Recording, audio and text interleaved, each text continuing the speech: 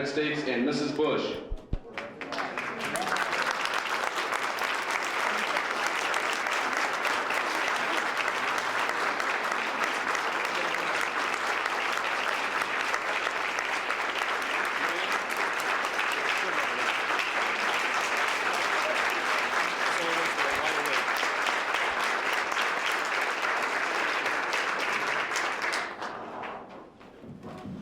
Ladies and gentlemen, Mr. Larnell Harris.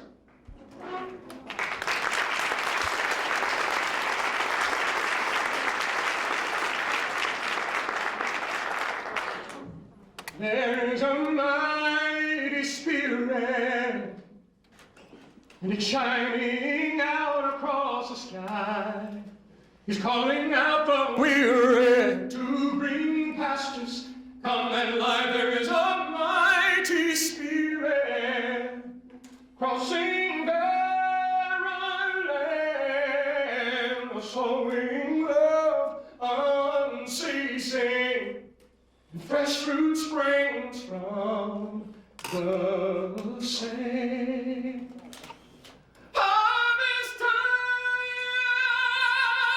is coming. The reaper's in our hands. Go tell everybody that love is the command. There is a mighty, mighty, mighty spirit, and it's shining out, it's shining out, it's shining out across the sky. It's calling out the weary. Can't you hear it calling to the weary? To green pastures, come, come, come. Come and lie.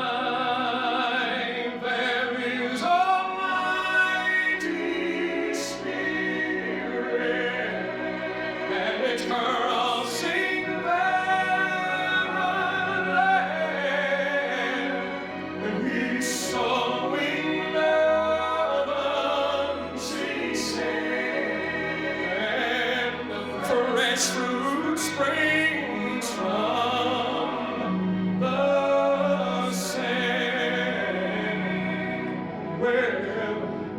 fresh fruit springs from the same. Right. All right.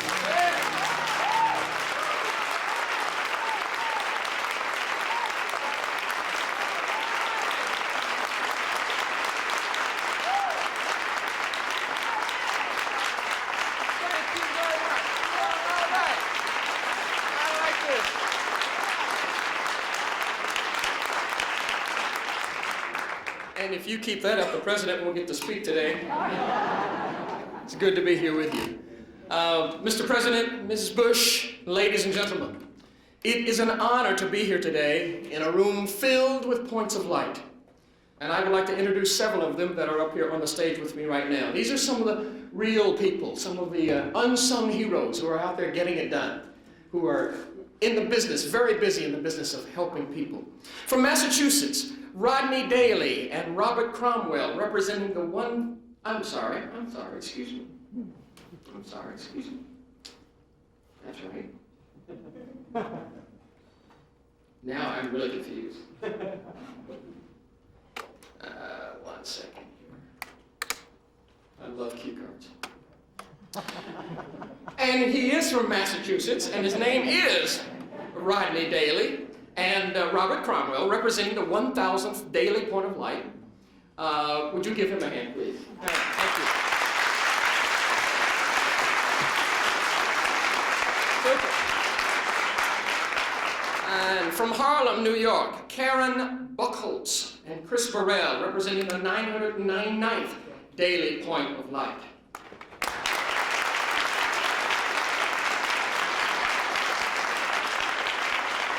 And from Maryland, David King and Barbara Watford, representing today's Point of Light, number 1014.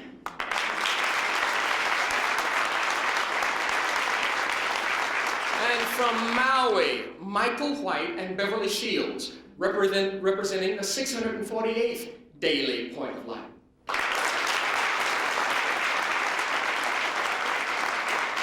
And from Maine, Sheila Grant and Elizabeth Ellis, representing the 968th Daily Point of Light. Give them all a big hand, would you?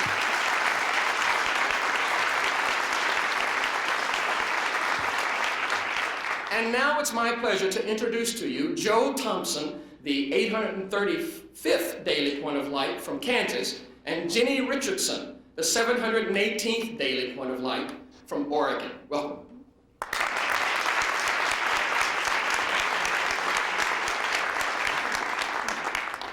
Good evening, Mr. President, Mrs. Police.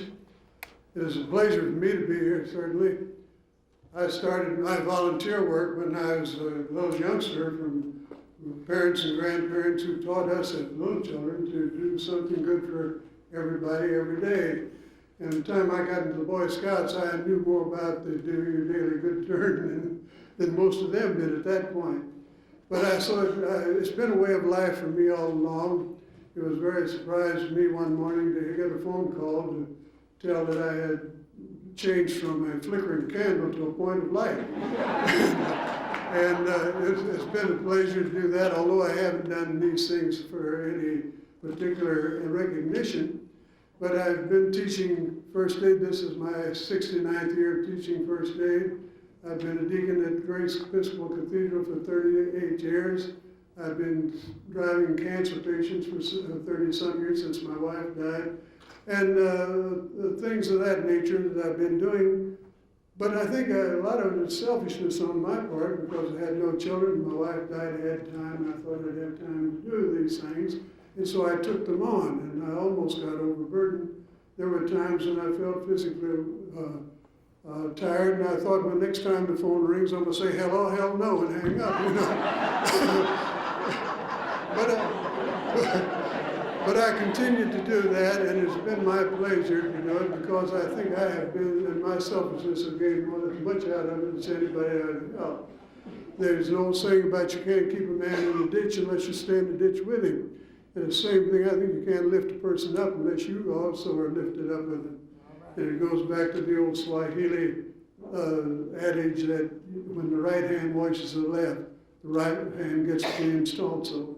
So I have been helped as much of this as anybody that I have helped. And I certainly want to thank you, Mr. President, for instituting this program and making us feel like we are something. Thank you very much.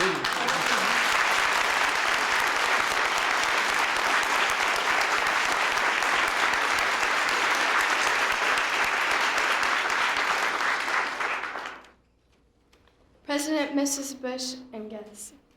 My name is Jenny Richardson, and I am from Ulysses S. Grant High School in Portland, Oregon. I am proud to represent the youth of the nation as one of your points of light. I thank you for recognizing young people across the nation whose special gifts enrich all of our lives. 9 years ago, my father was killed in a train accident. My family went to the Dougy Center. They provided us with a place to work out our pain and heal our grief. I have learned so very much from my association with the Dougy Center and have received so much more than I could ever hope to give in return. Elizabeth Kubler-Ross said to a very good friend of mine, in the midst of tragedy, look for the gift. Being a point of light is a true gift, not just for me, but for the Dougy Center and the thousands of children who struggle to heal the pain of their loss. I thank you for honoring all of us. I shall never forget this special moment. Being one of your points of light is a gift I shall carry with me always. Thank you.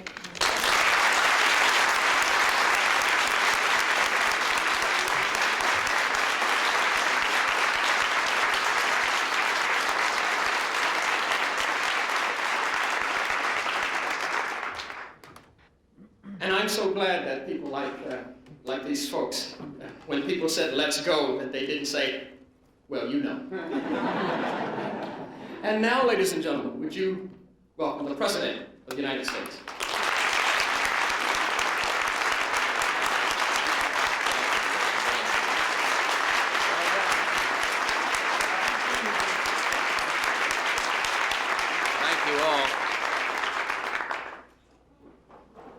thank you all very, very much. And I'm just delighted to be with you today to celebrate the work of those wonderful Americans we call Points of Light. And I think our First Lady's a point of light.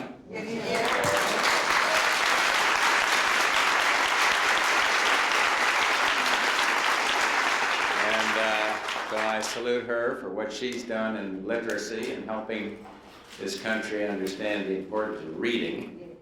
There's another guy here who's been a personal point of light to me, and that's Greg Petersmeyer, who many of you know. And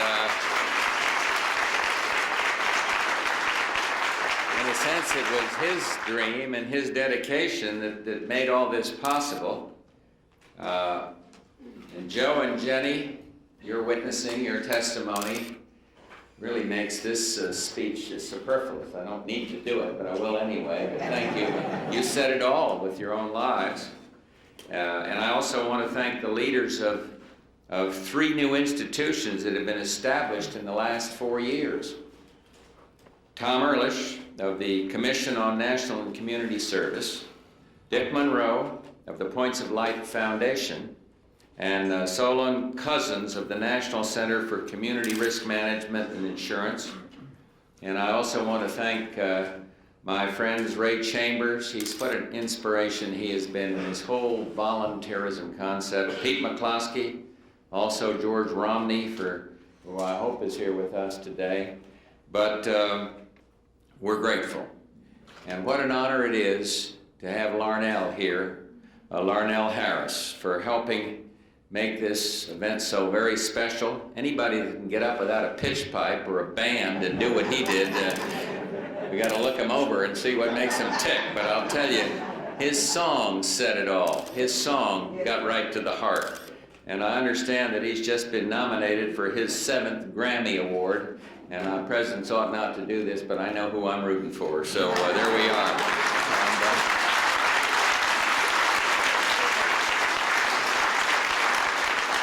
But above all, Barbara and I wanted to come over and thank the Points of Light that we're honoring today. I know that many of them have gone to great efforts to get here. And you know, lots of folks ask me about the phrase, Points of Light. And some say it's religion, others say, well, it's a patriotic theme like a flag, and others think it's an image of hope. But I think that Points of Light are all of these things, and yet still something more. It's what happens when ordinary people claim the problems of their community as their own. And it's the inspiration and awakening to the God-given light from within, lit from within, and it's the promise of America. You know, we've got Points of Light here today from all 50 states, shining all the way from Anchorage to Harlem, Miami to Maine. And never before has there been so much light in this marvelous house. Each of you here today knows what I mean by that. And each of you found within yourselves your own special genius for helping others. And each discovered the imagination to see things that others could not. The human dignity in the eyes of a homeless man, the musicians and business leaders in an inner city gang, the light and laughter in the shadows of a shattered life. And I've always believed that in each individual, there's a point of light waiting to be revealed. In each community, 1,000 miracles waiting to happen.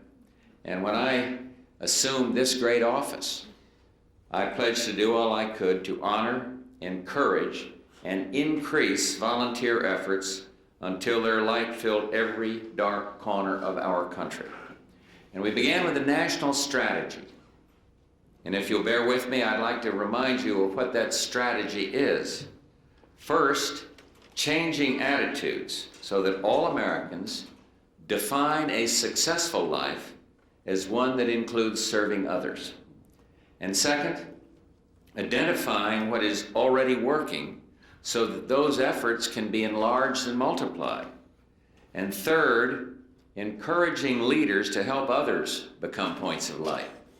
And fourth, reducing volunteer liability, because I believe that it's time that we ought to care for each other more and sue each other less.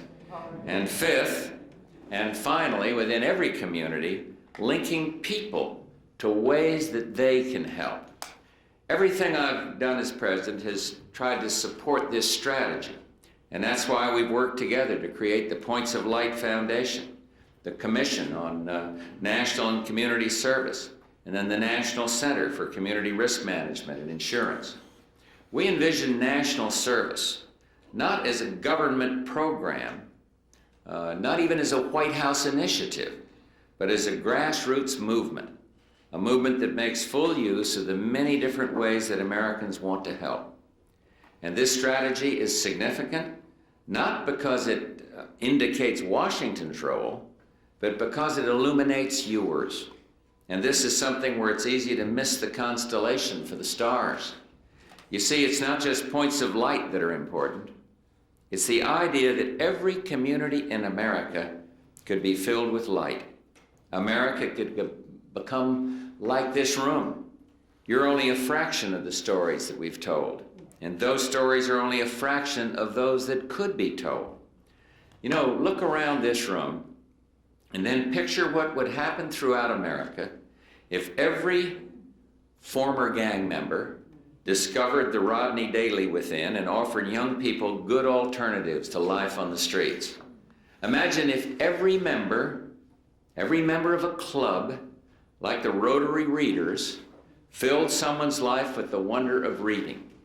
Or what if every little girl found the imagination to follow Isis Johnson to clothe the cold and feed the hungry in her little corner of America?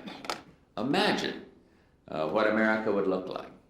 And regardless of what we believe government should do, all of us agree that no serious social problem in this country is going to be solved without the active engagement of millions of citizens in tens of thousands of institutions, schools and businesses, churches and clubs, armies of ordinary people doing extraordinary things.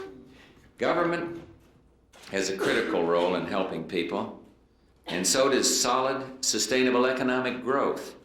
But people, not programs, solve problems. And somewhere in America, every serious social problem is being solved through voluntary service. For therein lies the greatest national resource of all. Doesn't matter who you are. Everybody's got something to give. A job skill, a free hour, pair of strong arms. And that's what I mean when I say that from now on, any definition of a successful life must include serving others. Let me tell you another story about success. Today I recognize the 1014th Daily Point of Light, the Lakeland Middle School 8th grade volunteers. These remarkable young people from Baltimore have overcome their own challenges to become tutors and role models for younger students in special education. Their special courage reminds me of the words of a poet who said that generosity is not in giving me that which I need more than you do, but in giving me that which you need more than I do. That courage has made the Lakeland 8th graders into the wonderful and confident young people who grace our lives today. Because I know that America is filled with young people who want to help, I signed an executive order last October that created the President's Youth Service Award, and as with the President's Physical Fitness Award, young people in voluntary service will be able to receive presidential recognition in their local communities. I want to thank the boards of the Commission, the Foundation, and the American Institute for Public Service for their help in implementing this program. What all of us seek in our life is meaning and adventure, and it's through service that all of us can find both.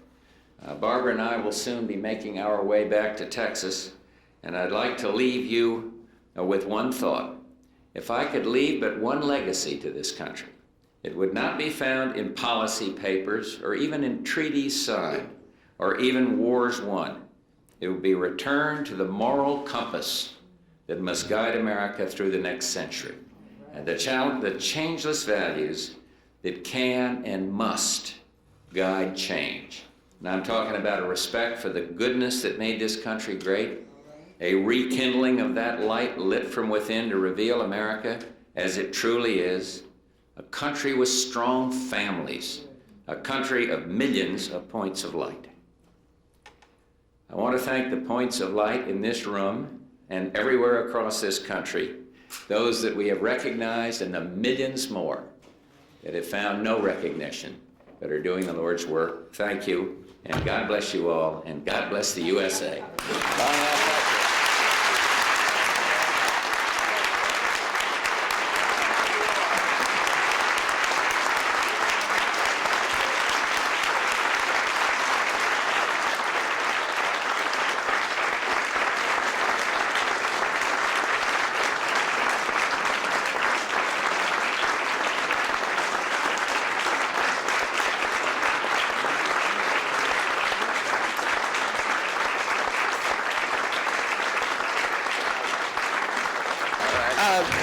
Mr. President, you mentioned Tom in your speech, and he's coming to make a special presentation. Tom Ehrlich, Chairman of the Commission on National and Community Service. So would you please stay with us, Mr. President?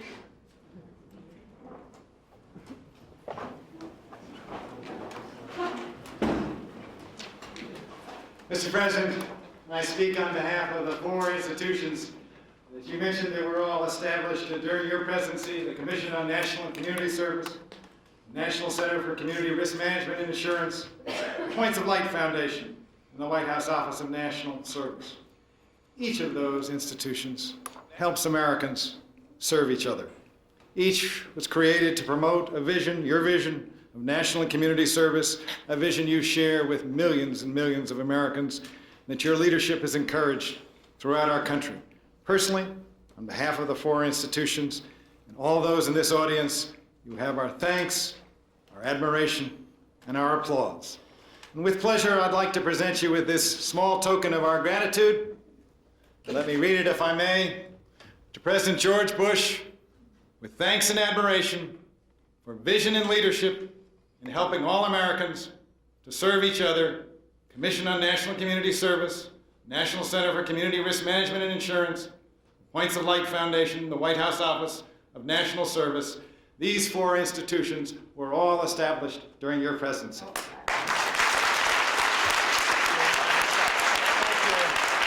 you for the opportunity to serve. We're very grateful. Thank you. All right.